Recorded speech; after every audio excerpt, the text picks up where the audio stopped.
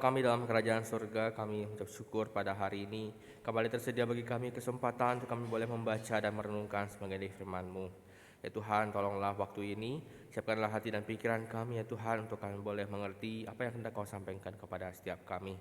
Dan tolonglah juga hamba-Mu yang lemah dan terbatas ini ya Tuhan, untuk boleh menyampaikan isi hati-Mu pada setiap kami. Berbicaralah Tuhan, kami siap mendengar. Di dalam nama Tuhan kami Yesus Kristus kami berdoa dan bersyukur. Amin. Ya Bapak Ibu sekalian, Shalom. Selamat pagi semuanya. Ya cuaca akhir-akhir ini lagi nggak enak ya. Saya harap Bapak Ibu Saudara sekalian menjaga kesehatan supaya nanti suaranya nggak jadi suara seksi kayak saya gini ya Bapak Ibu ya. Ini suara saya ini kalau ikut Indonesian Idol menang ini. Ya Bapak Ibu sekalian, bahan Alkitab kita pada minggu hari ini terambil dari surat Paulus kepada jemaat di Galatia, ya, surat Galatia, pasalnya yang ke-6, ayat pertama hingga ayat yang ke-10.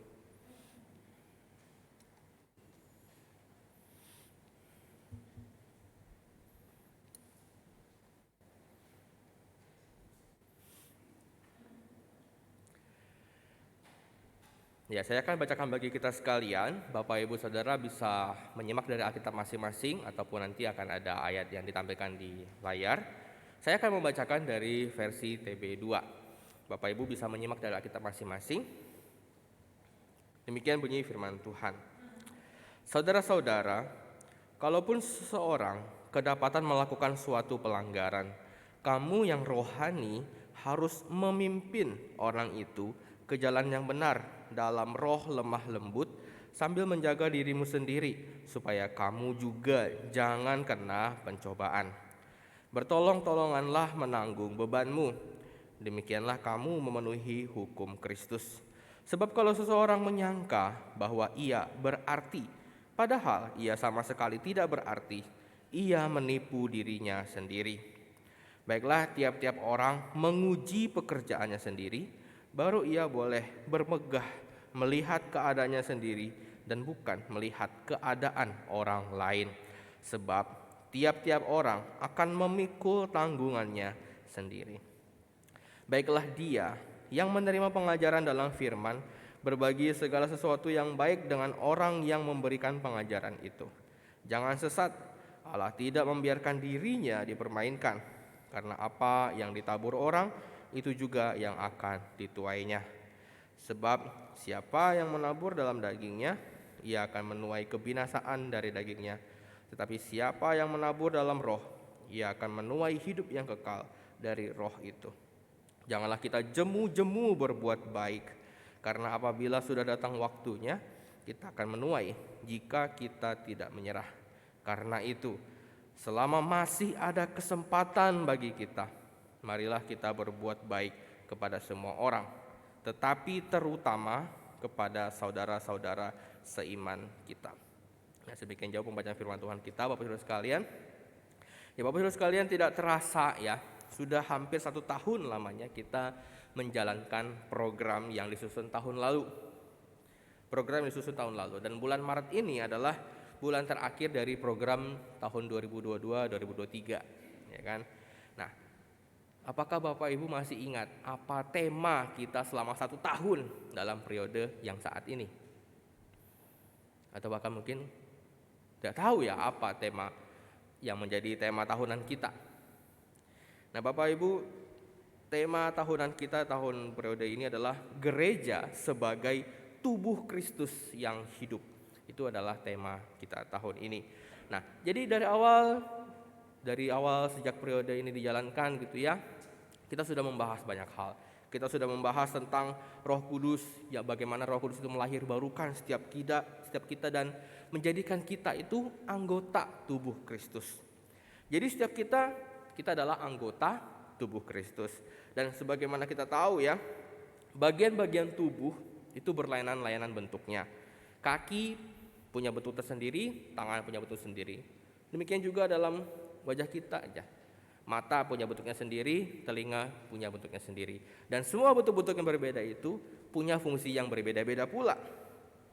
Nah, demikian pula halnya dengan anggota tubuh Kristus, Bapak Saudara sekalian.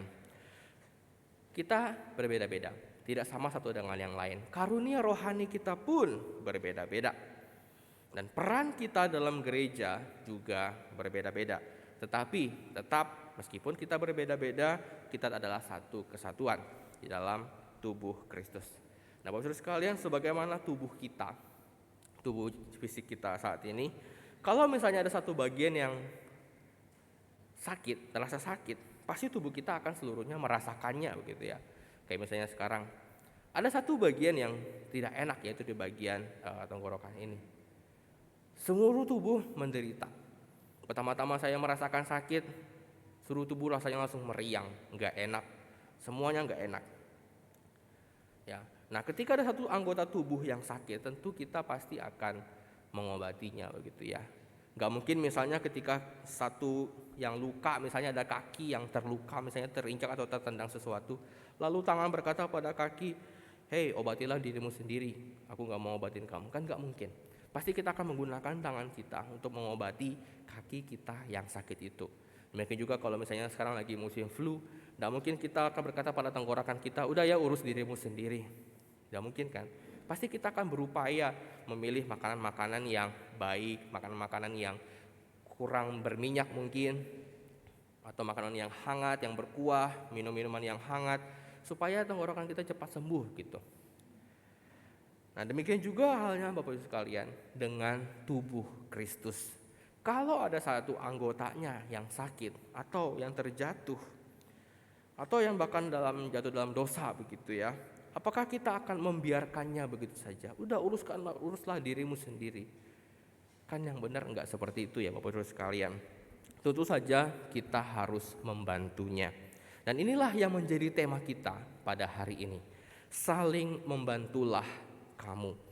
Nah, perhatikan Bapak Ibu, tema kita pada hari ini adalah kalimat perintah, saling membantulah kamu. Kenapa digunakan kalimat perintah? Karena memang ini adalah perintah dari Tuhan bagi setiap kita untuk kita jalani, terlebih khusus di dalam kita menjalani relasi dengan anggota tubuh Kristus yang lainnya. Nah, Bapak Saudara sekalian, ajaran untuk saling membantu sesama manusia ini memang bukan ajaran yang eksklusif hanya dimiliki dalam kekristenan saja. Agama-agama lain pun bahkan orang-orang yang tidak beragama sekalipun, mereka paham bahwa membantu sesama manusia itu adalah sesuatu yang baik. Mereka semua paham, mereka semua mengerti bahwa membantu sesama manusia adalah sesuatu yang harus dilakukan.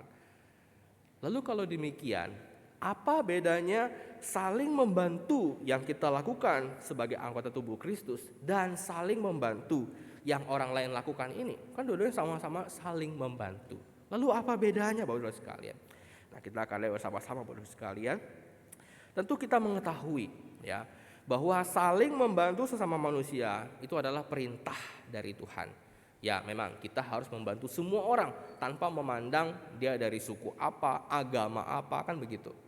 Tuhan tetap memerintahkan kita supaya kita membantu sesama kita manusia. Namun pada hari ini Bapak-Ibu sekalian, konteks pembahasan kita dari ayat yang tadi sudah kita baca adalah bagaimana kita membantu saudara seiman kita. Nah, Bapak-Ibu sekalian, kita hidup di dunia ini.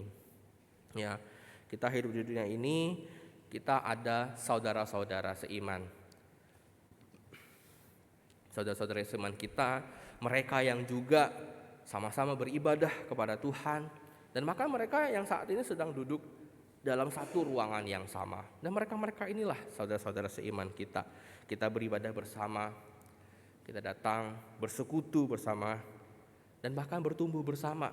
Ya, dalam kelompok-kelompok kita, dalam relasi kita berkelompok-kelompok, kita bertumbuh bersama, baik dalam kerohanian kita maupun dalam pengenalan kita akan Tuhan. Nah, dengan orang-orang yang di dalam inilah Tuhan memerintahkan kita untuk saling membantu. Nah, Bapak sekalian, untuk dapat menjalankan perintah Tuhan ini, perintah Tuhan untuk saling membantu ini, setidaknya ya kita dapatkan ada dua hal yang harus kita miliki. Yang pertama adalah kemauan dan kerelaan hati untuk menolong. Kemauan dan kerelaan hati untuk menolong. Inilah hal yang sangat penting untuk harus kita miliki Bapak-Ibu sekalian. Di dalam kehidupan kita sebagai manusia, Kita tahu kita masih hidup dalam dunia, kita manusia biasa, kita lemah. Apalagi bulan lalu kita sudah membahas ya kan, tentang keinginan daging melawan keinginan roh. Kita tahu kita manusia lemah, kita masih ada dalam tubuh jasmani ini. Kita lemah Bapak Saudara sekalian, kita lemah. Keinginan daging itu membuat kita menjadi sangat-sangat rentan untuk kita itu jatuh ke dalam dosa. Ya, karena kita menuruti keinginan daging itu. Keinginan daging berlawanan dengan keinginan roh. Kita tahu roh memang penurut. Roh kita tahu apa yang seharusnya kita lakukan, kita tahu apa yang harusnya kita perbuat, kita tahu hal-hal apa yang menyenangkan hati Tuhan, kita tahu bagaimana kalau hidup kita itu harus memuliakan nama Tuhan. Tetapi karena keinginan daging kita terus merayu, sehingga kita bisa menuruti keinginan daging itu, dan keinginan daging itu berlawanan dengan keinginan roh. Kita tahu harusnya kita begini, tapi keinginan daging kita membawa kita menjadi melakukan yang sebaliknya. Ya, roh memang penurut, tetapi daging lemah. Nah, Saudara sekalian, setiap kita tidak ada yang kebal terhadap keinginan daging. Semua kita tanpa terkecuali tentu bergumul dengan keinginan daging. Dan setiap kita masih ada kemungkinan untuk kita jatuh dalam dosa. Nah, Bapak Saudara sekalian, ketika di antara saudara-saudara seiman kita di tempat ini ya, di antara anggota tubuh Kristus ini ada yang kita tahu ya, yang jatuh dalam dosa. Misalnya ada seorang saudara di gereja kita, dia jatuh dalam dosa. Maka di bagian yang kita sudah baca tadi, di situ dikatakan kita yang rohani harus memimpin orang itu ke jalan yang benar. Kita yang rohani harus memimpin orang itu ke jalan yang benar. Nah, Bapak Saudara sekalian, ketika dikatakan kita yang rohani, di sini maksudnya bukan hanya untuk hamba-hamba Tuhan saja, Bapak Saudara sekalian. Ketika dikatakan kita yang rohani harus membawa mereka kembali ke jalan yang benar. Yang rohani di sini maksudnya bukan hanya hamba-hamba Tuhan saja, Bapak Saudara sekalian. Tetapi setiap kita, orang-orang percaya yang dewasa rohani, yang kerohaniannya lebih dewasa, yang sudah matang gitu ya. Yang sudah sekian lama mengikut Kristus dan kerohanian yang dewasa. Itu juga orang-orang yang termasuk dikatakan kita yang rohani. Maka kita yang rohani yaitu hamba Tuhan dan juga setiap Bapak Ibu yang sudah dewasa kerohaniannya, yang sudah sekian lama mengikut Tuhan dan menjalankan perintah Tuhan. Kita harus memimpin saudara-saudara kita yang jatuh dalam dosa itu. Nah, kemudian Bapak Saudara sekalian, kalau kita lihat di sini, di situ dikatakan harus memimpin orang itu kembali ke jalan yang benar. Nah, kata memimpin dalam bagian ini Bapak Saudara sekalian, kalau misalnya kita lihat di dalam versi-versi yang lain, kalau misalnya dalam bahasa Inggris di situ dikatakan digunakan kata restore, ya, restore. Jadi artinya maksudnya adalah membaikkan atau memperbaiki atau membuat dia menjadi baik, meluruskan. Karena di dalam bahasa aslinya, bahasa Yunani ya, kata memimpin di sini itu memiliki makna meluruskan tulang sendi, atau ya seperti misalnya ada tulang yang terkilir gitu ya, diluruskan kembali. Jadi diperbaiki, dibaikkan gitu. Dan kalau misalnya masih ada terjemahan lama, di situ tulis membaikkan ya, jadi memperbaiki. Jadi di sini ketika ada saudara seiman kita yang jatuh dalam dosa, berarti dia kan sedang menyimpang ya kan. Dari jalan yang seharusnya dia lalui seperti ini, tapi dia menyimpang. Nah, ketika ada saudara kita yang menyimpang, saudara kita yang sedang jatuh dalam dosa atau dia melakukan kesalahan, maka kita yang rohani, kita yang dewasa kerohaniannya, kita harus berusaha untuk meluruskan mereka lagi. Kita membaikkan mereka lagi. Mereka yang bengkok kita luruskan lagi, kita baikkan. Supaya mereka tetap ikut ada dalam jalan Tuhan. Jadi ketika ada saudara kita yang jatuh dalam dosa, kita berusaha meluruskan mereka. Kita menyadarkan mereka, kita menginsyafkan mereka akan dosa dan kesalahan yang mereka lakukan. Jadi itulah yang harus kita lakukan. Jangan ketika ada saudara kita yang jatuh dalam dosa, yang kita lakukan justru adalah menjauhi orang itu. Ketika ada saudara kita yang lagi terpuruk, kita malah mengucilkan. Nah, itu jangan dilakukan saudara sekalian. Saudara kita yang jatuh dalam dosa harus kita pimpin, yaitu kita baikkan jalan, kita insafkan, kita sadarkan mereka, kita tegur supaya mereka kembali kepada jalannya. Bukan malah ketika mereka sudah menyimpang, mereka jatuh dalam dosa, kita biarkan, kita kucilkan, yang ada mereka malah terhilang. Dan hal ini sudah terjadi di beberapa tempat, Bapak Saudara sekalian. Ada orang yang ketika dia melakukan kesalahan, tetapi orang-orang di gerejanya bukannya memberi bantuan, tetapi malah menyalah-nyalahkan, memojokkan, dan akhirnya orang ini kecewa terhadap komunitas, kecewa terhadap Tuhan, dan akhirnya meninggalkan Tuhan. Jadi yang seperti ini jangan dilakukan, Bapak Saudara sekalian. Jangan dijauhi, jangan dikucilkan, tetapi kita membantu mereka, kita memperbaiki jalan mereka supaya mereka kembali kepada jalan yang benar. Nah, satu lagi yang dikatakan oleh Rasul Paulus, bahwa semua itu, yaitu usaha untuk kita membawa mereka kembali ke jalan yang benar, itu harus dilakukan dalam roh lemah lembut, Bapak Saudara sekalian. Ya, harus dilakukan dalam roh lemah lembut, bukan dengan murka, bukan dengan amarah, Bapak Saudara sekalian. Ketika ada saudara kita yang salah, tentu ditegur begitu kan. Tetapi banyak teguran yang pada akhirnya itu tidak membawa hasil yang sebagaimana mestinya, karena disampaikan dengan amarah, disampaikan dengan penuh kemarahan, dengan kemurkaan gitu. Iya benar dia salah, tetapi ketika ditegur dengan keras juga, ya yang terjadi ya sama gitu.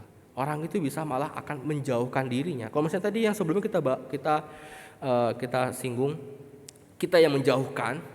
Sekarang ketika kita tidak mau menjauhi tapi kita tegurnya dengan sangat keras, orang itu malah yang akan menjauhkan diri.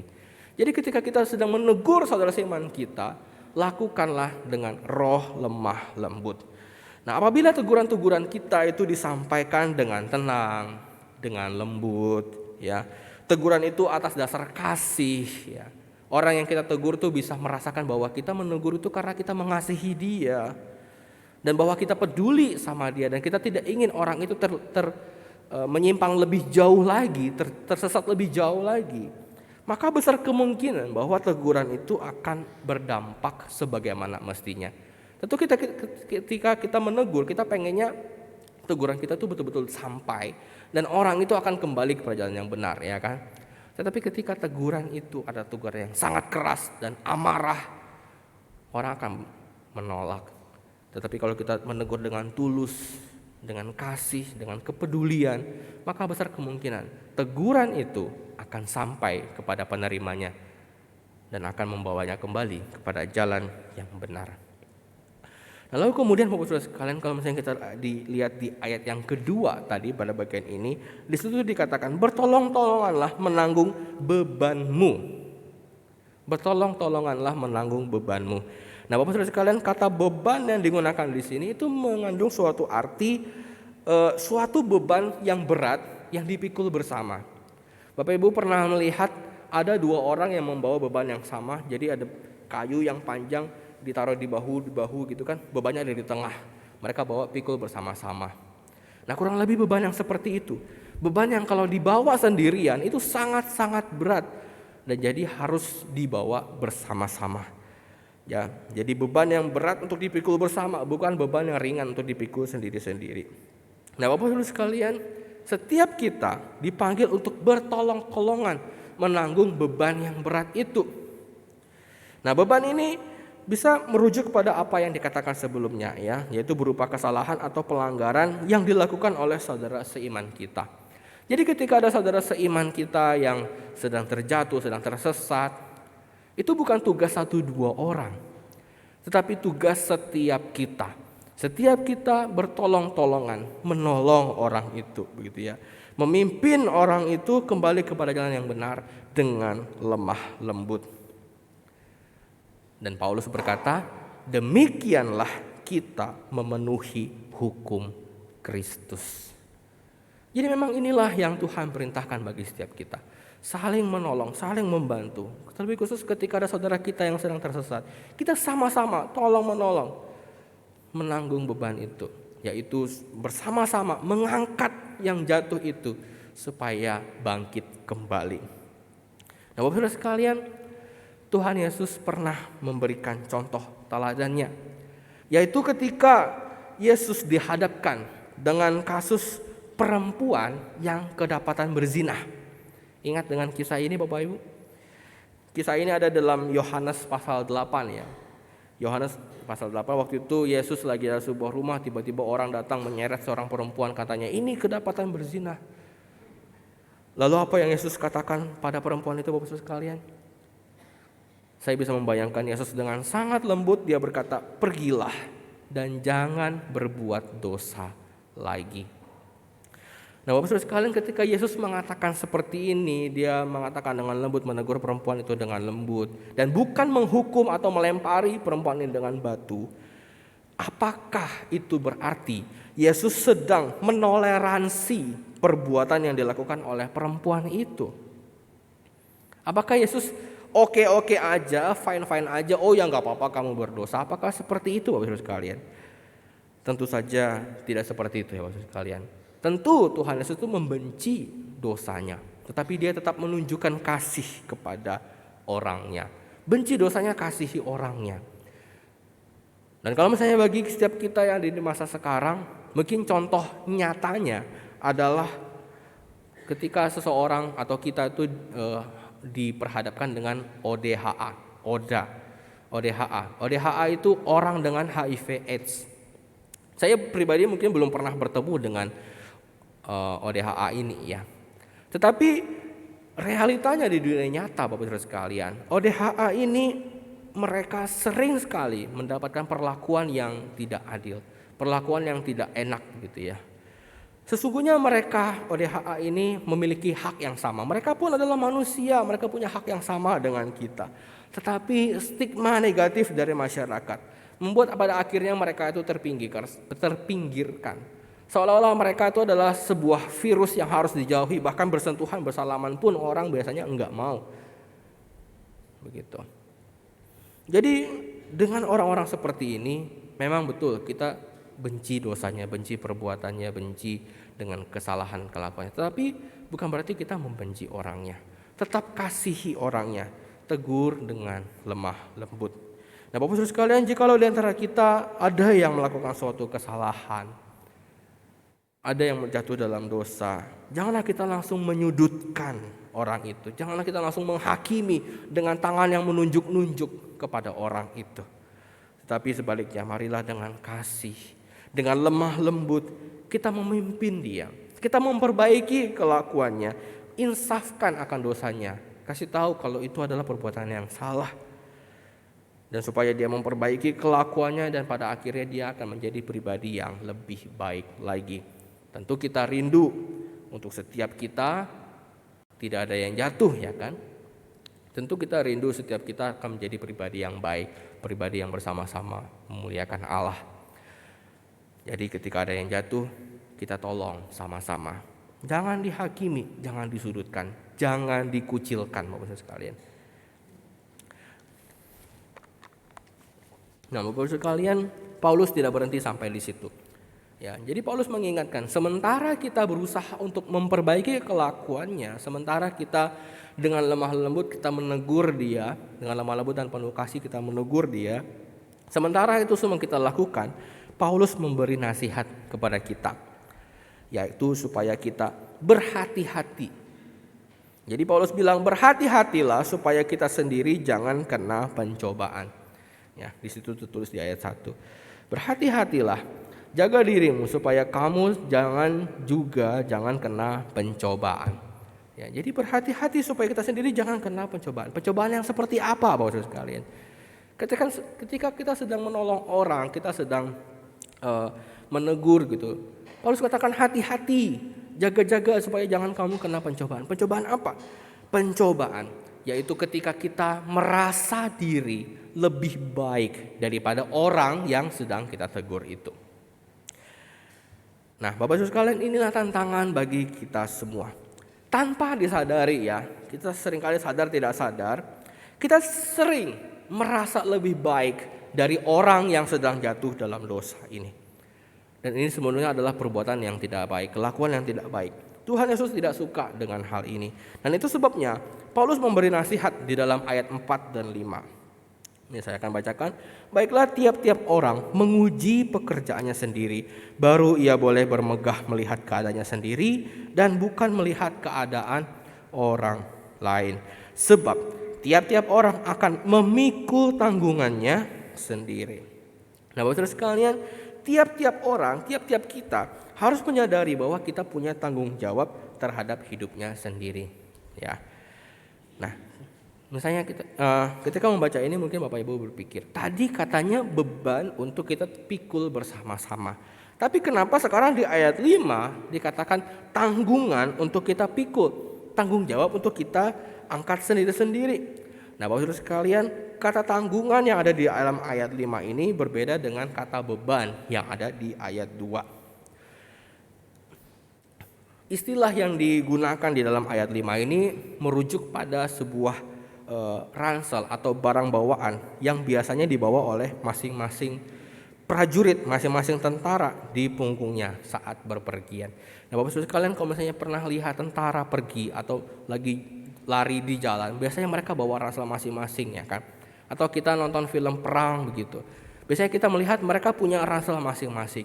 Nah, itulah yang dimaksudkan, yaitu setiap orang punya tanggungan untuk mereka bawa masing-masing. Nah, jadi kalau misalnya di ayat 2 itu berkata menanggung beban bersama. Nah, di ayat 5 ini berkata bahwa masing-masing kita punya tanggungan untuk kita pikul. Nah, tanggungan yang harus kita pikul itu adalah perbuatan atau perilaku kita.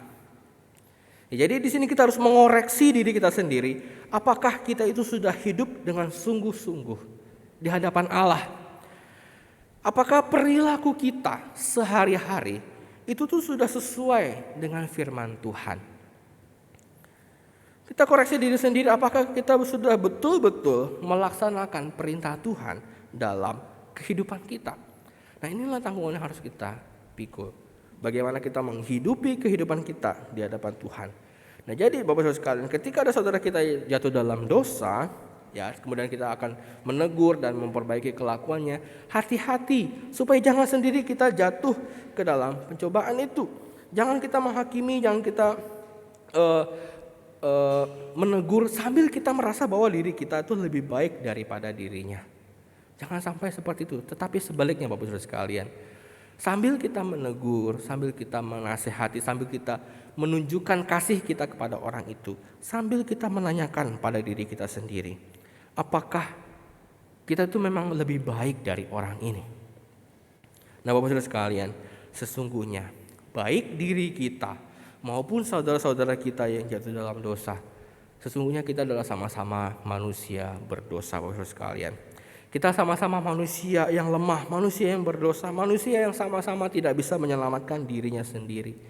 Dan oleh karena itu kita sama-sama membutuhkan anugerah Tuhan untuk diselamatkan.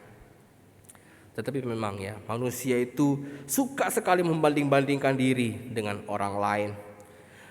Manusia itu gak suka kalau ada orang lain yang lebih baik, yang lebih tinggi dari dirinya. Gak heran ada suatu frasa yang terkenal yang sering disebut oleh orang Indonesia. Suatu frasa yaitu senang melihat orang susah, susah melihat orang senang. Gak heran, karena memang manusia itu seperti itu. Jadi kalau misalnya ada orang yang jatuh dalam dosa, dia akan berkata, wih, untung ya aku gak kayak dia, begitu. Untung aku gak jatuh, untung aku masih lebih baik. Biasanya orang seperti itu. Nah, Bapak Saudara sekalian, ingatkah Bapak Ibu dengan sebuah perumpamaan yang pernah disampaikan oleh Tuhan Yesus, yaitu tentang perumpamaan tentang seorang Farisi dan seorang pemungut cukai. Yesus bercerita pada waktu itu seorang Farisi dan seorang pemungut cukai, mereka pergi ke bait Allah untuk berdoa. Nah, orang Farisi itu dia berdiri dan dia berdoa dalam hatinya seperti ini. Ya Allah, aku mengucap syukur kepadamu karena aku tidak sama seperti semua orang lain. Aku bukan perampok, aku bukan orang lalim, aku bukan pejinah, dan bukan juga seperti pemungut cukai ini. Orang Farisi itu berdoa seperti itu, Bapak Ibu sekalian. Lalu belum sampai di situ saja, orang Farisi ini juga membanggakan apa yang telah dia lakukan. Dia bilang, aku berpuasa 2 kali seminggu, aku memberikan 1/10 dari segala penghasilanku. Jadi betapa orang Farisi ini, dia berdoa membanggakan dirinya, tapi dia menunjuk, aku bukan seperti orang ini. Begitu. Nah, tetapi kemudian pemungut cukai ini, ya, dia sadar siapa dirinya. Dia berdiri jauh-jauh, dia bahkan gak berani menengadah ke langit. Tetapi dia memukul-mukul dirinya dan dia berdoa, ya Allah, kasihanilah aku orang berdosa ini. Nah, terhadap 2 orang ini, Bapak Saudara sekalian, Tuhan Yesus bilang apa? Yesus bilang, pemungut cukai ini dia akan pulang ke rumahnya sebagai orang yang dibenarkan Allah. Dan orang lain itu tidak, orang Farisi itu tidak. Sebab barang siapa meninggikan diri, ia akan direndahkan. Dan barang siapa merendahkan diri, ia akan ditinggikan. Nah, jadi Bapak Saudara sekalian, kita perlu berhati-hati supaya jangan sampai nanti kita jatuh ke dalam pencobaan merasa diri lebih baik daripada saudara kita yang sedang jatuh dalam dosa itu. Menolong saudara seiman kita itu baik, sangat baik. Menegur mereka agar mereka kembali ke jalan yang benar itu sangat baik. Tetapi kita juga perlu berhati-hati, jangan sampai kita pada akhirnya merasa diri kita lebih baik daripada orang itu. Dan pada akhirnya itulah yang membawa kita juga jatuh ke dalam dosa. Nah, jadi Bapak Saudara sekalian, inilah hal yang pertama harus kita miliki untuk kita menghidupi perintah Tuhan dalam hal saling membantu, yaitu kemauan dan kerelaan hati untuk menolong sesama kita. Nah, sambil kita membantu saudara-saudara kita itu, sambil kita juga berjaga-jaga agar jangan kita jatuh ke dalam pencobaan. Nah, yang kedua yang harus kita miliki, Bapak Saudara sekalian, yaitu kita tidak jemu-jemu untuk berbuat baik. Nah, Paulus menulis dalam ayat 9 sampai 10. Janganlah kita jemu-jemu berbuat baik, karena apabila sudah datang waktunya, kita akan menuai jika kita tidak menyerah. Karena itu, selama masih ada kesempatan bagi kita, marilah kita berbuat baik kepada semua orang, tetapi terutama kepada saudara-saudara seiman kita. Nah, Bapak Saudara sekalian, Paulus berkata, jangan jemu-jemu dalam berbuat baik. Nah, Bapak Ibu, mungkin bagi sebagian kita masih ada yang asing dengan kata jemu-jemu. Apa itu jemu-jemu? Nah, Bapak Saudara sekalian, menurut Kamus Besar Bahasa Indonesia, jemu itu artinya sudah tidak suka lagi. Ya, sudah tidak suka lagi karena terlalu sering, bosan, atau bahasa kita mungkin enek gitu ya. Enek. Mungkin ada satu makanan tertentu yang kita sukai misalnya. Entah itu misalnya keju, katakanlah keju misalnya ya. Saya suka sekali makan keju. Tetapi kalau makannya terlalu banyak, enak rasanya, bosan, enak, enggak enak lagi gitu. Nah, jadi mungkin Bapak Saudara sekalian, ketika kita mungkin sudah bosan atau sudah terlalu sering atau bosan, terlalu sering atau terlalu berulang-ulang gitu ya mendengarkan ajaran tertentu, pada akhirnya kita menjadi bosan. Karena kita tahu ya Bapak Saudara sekalian, di dalam kekristenan kita sering kali diajarkan harus berbuat baik, kasih sesama. Mungkin karena sudah terlalu sering dan terlalu berulang-ulang, maka kita menjadi bosan, jadi tidak suka lagi, menjadi jemu-jemu. Karena diberitakan lagi, tapi di sini Tuhan memerintahkan jangan jemu-jemu berbuat baik. Meskipun memang itu diajarkan dan dianjurkan untuk dilakukan terus-menerus. Nah, Bapak Saudara sekalian, orang Israel pun diperintahkan oleh Allah untuk mengajarkan Taurat kepada anak-anak mereka berulang-ulang kali. Ya, Tuhan memerintahkan orang Israel untuk mengajarkan berulang-ulang kepada anak-anak mereka. Nah, apakah kemudian mereka itu menjadi enak? Ya, kalau kita lihat, ya kita nggak tahu hati mereka seperti apa ya. Tetapi kalau kita melihat mereka betul-betul melakukan itu dalam kehidupan mereka. Nah, inilah Bapak Ibu Saudara sekalian, perintah Tuhan untuk kita lakukan. Mungkin memang perintah ini berulang kali, tetapi memang inilah perintah untuk kita lakukan. Berbuat baik kepada sesama kita. Dan ini harus kita ajarkan, kita kerjakan berulang-ulang, kita lakukan berulang-ulang. Dan janganlah kita menjadi bosan, jangan kita menjadi enak, menjadi enggak suka lagi. Jangan kita menjadi jemu-jemu dalam kita berbuat baik. Nah, Bapak Ibu sekalian, jangan juga tunda-tunda untuk menolong sesama kita. Mungkin ketika ada kesempatan bagi kita untuk menolong, untuk membantu saudara kita, mungkin kita akan berkata, besok ajalah, besok masih ada waktu, besok masih banyak waktu, masih ada lain kesempatan. Nah, Bapak Ibu sekalian, sesungguhnya hari esok itu kita tidak tahu apakah masih ada atau tidak. Karena Bapak Saudara sekalian, kalau misalnya malam kita bisa tidur dan besoknya masih bisa bangun, sesungguhnya itu adalah karena anugerah dari Tuhan. Itu adalah kesempatan yang Allah berikan untuk kita bisa berbuat kebaikan di dalam hari yang Tuhan berikan itu. Bapak Saudara sekalian, gempa bumi yang terjadi di Turki beberapa waktu yang lalu itu semestinya membuka mata kita terhadap kehidupan, tentang kehidupan, Bapak Saudara sekalian. Hari esok tidak ada seorang pun yang tahu. Kalau kita lihat di antara puluhan ribu korban daripada gempa Turki itu, ada berapa banyak yang berkata kepada teman-temannya, sampai ketemu lagi besok ya, sampai jumpa besok kita ketemu lagi di sini ya, besok kita akan melakukan ini dan itu, besok kita latihan lagi, besok saya akan bantu kamu, atau mungkin ada bahkan besok kita akan menikah. Tetapi nyatanya hari esok itu tidak ada bagi mereka. Ketika mereka masih terlelap, langit masih gelap, tiba-tiba gempa yang dahsyat itu terjadi dan gedung-gedung apartemen, rumah-rumah bertingkat yang mereka tempati roboh dan menimpa mereka. Ada banyak rencana-rencana mereka, besok mau ini, besok mau itu. Tetapi nyatanya hari esok itu tidak pernah sampai, tidak pernah mereka dapatkan.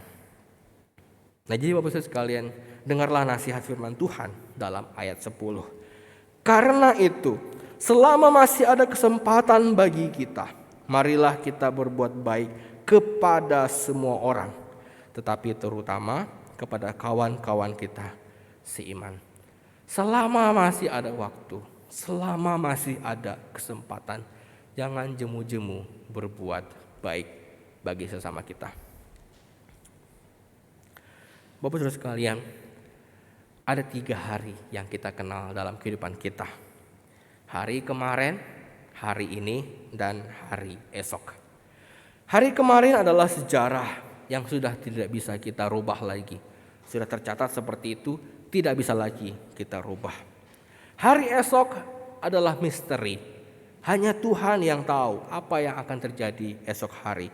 Dan hari ini adalah kesempatan bagi kita untuk membantu sesama kita. Ketika kita tidak berbuat kebaikan hari ini, maka esok hari ini akan menjadi sejarah.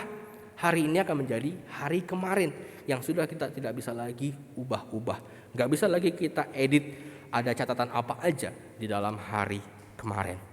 Nah, Bapak Saudara sekalian, hari kemarin ketika kita tidak berbuat kebaikan, ketika kita tidak membantu sesama kita, hari kemarin itu dipegang oleh iblis. Karena hari itu dipegang oleh iblis untuk digunakan sebagai barang bukti kepada Tuhan. Dia datang kepada Tuhan, dia bilang, "Lihat Tuhan, lihat ini, kelakuan anakmu. Dia bukannya menolong sesamanya tetapi malah melakukan yang sebaliknya." Nah, jadi Bapak Saudara sekalian, di hari ini kalau ada kesempatan untuk kita menolong atau membantu sesama kita, tetapi iblis dia tidak pernah berhenti menggoda kita. Ketika kita ada kesempatan untuk membantu sesama kita, ada kesempatan bagi kita untuk menolong sesama kita, iblis akan berbisik, buat apa bantu dia? Gak usah bantu, gak usah lah. Buat apa bantu dia? Dia orang gak tahu diri. Buat apa bantu dia? Kamu sudah sibuk sendiri dengan pekerjaanmu. Untuk apa bantu dia? Kamu sendiri juga punya banyak kebutuhan. Sudah, tak usah bantu, tak usah bantu. Iblis akan berbisik seperti itu, Bapak Saudara sekalian. Ya. Nah, kemudian ketika pada akhirnya kita menuruti kemauan iblis itu, bisikan iblis itu, dan kita tidak membantu sesama kita, dan pada keesokan harinya iblis mendakwa kita dengan hari kemarin yang dia bawa itu. Jadi ini hari kemarin, ini hari kemarin itu dia tidak melakukan kebaikan, masih bersih, kosong, catatan kebaikannya tidak ada. Dia jadikan itu sebagai barang bukti untuk mendakwa kita. Jahat ya Bapak Saudara sekalian ya. Nah jadi Bapak Saudara sekalian, hari esok ada di tangan Tuhan. Apakah dia tetap mau memberikan kesempatan kepada kita untuk kita menolong sesama, untuk kita membantu sesama atau tidak? Hari ini ada di tangan kita, yaitu hari di mana kita punya kesempatan untuk menolong sesama kita. Dan hari kemarin ada di tangan iblis. Dia menjadikannya sebagai barang bukti di hadapan Tuhan untuk menuduh dan mempersalahkan kita, untuk mendakwa kita. Dia terus menekan-nekan kita. Kamu kemarin gak berbuat baik, kamu gak berbuat baik kemarin. Katanya kamu anak Tuhan tapi kamu gak berbuat baik. Dia terus tekan-tekan kita dengan dakwaan-dakwaan itu. Dan akhirnya membuat kita down, Bapak Saudara sekalian. Nah jadi Bapak Saudara sekalian, marilah kita terus berbuat kebaikan bagi sesama kita. Jangan jemu-jemu berbuat baik kepada sesama kita. Namun Bapak Saudara sekalian, satu hal yang harus kita pahami, yaitu ketika kita berbuat kebaikan dengan menolong sesama kita, itu adalah sebagai bukti bahwa kita sebagai orang Kristen, yaitu bahwa kita benar-benar bersyukur atas anugerah yang sudah kita terima dari Tuhan. Kebaikan kita adalah ungkapan syukur kita kepada Tuhan, bahwa Tuhan sudah terlebih dulu mengasihi kita, Tuhan sudah terlebih dulu memberikan kebaikan pada kita, maka kita meresponsnya dengan ucapan syukur, salah satunya dengan membantu sesama kita. Maka dengan kita merespons anugerah itu, kita mengasihi sesama kita menolong mereka. Jadi Bapak Saudara sekalian, kita berbuat baik bukan untuk mendapat keselamatan, ya. Kita berbuat baik bukan supaya kita punya jalan masuk ke surga, bukan. Tapi kita berbuat baik itu karena kita sudah terlebih dahulu menerima kebaikan dari Tuhan. Jadi itulah bedanya ketika kita berbuat baik antara orang lain yang tidak kenal Tuhan yang berbuat baik. Kita berbuat baik karena kita itu adalah ungkapan syukur kita kepada Tuhan. Ya Bapak Saudara sekalian, inilah hal yang harus kita miliki dalam hal kita mau membantu sesama kita, yaitu kemauan dan kerelaan hati untuk menolong. Dan yang kedua, jangan jemu-jemu untuk berbuat baik, untuk membantu sesama kita. Kiranya firman pada hari ini menjadi berkat bagi kita sekalian, dan mari kita menghidupi kehidupan yang mau bersama-sama, merangkul sesama, dan saling membantu satu dengan yang lain. Mari kita berdoa.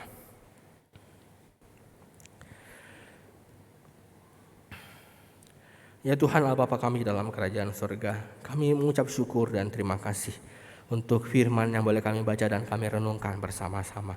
Kami juga sudah membahas ya Tuhan, bagaimana kami harus membantu sesama kami, dan bagaimana kami harus tetap sambil berjaga-jaga agar jangan kami sendiri jatuh ke dalam pencobaan. Jangan diri kami merasa bahwa kami lebih baik dari orang lain. Ya Tuhan, tolonglah kami juga agar dalam kehidupan kami tidak jemu-jemu dalam membantu sesama kami. Kami rindu ya Tuhan, di dalam kehidupan kami itu dipenuhi dengan rasa syukur karena Tuhan telah terlebih dulu menolong kami. Dan rasa syukur itu kami ungkapkan dengan membantu sesama kami. Pakailah kehidupan kami Tuhan, pakailah setiap diri kami. Sesungguhnya kami adalah alat-Mu. Pakailah itu untuk kemuliaan nama-Mu saja.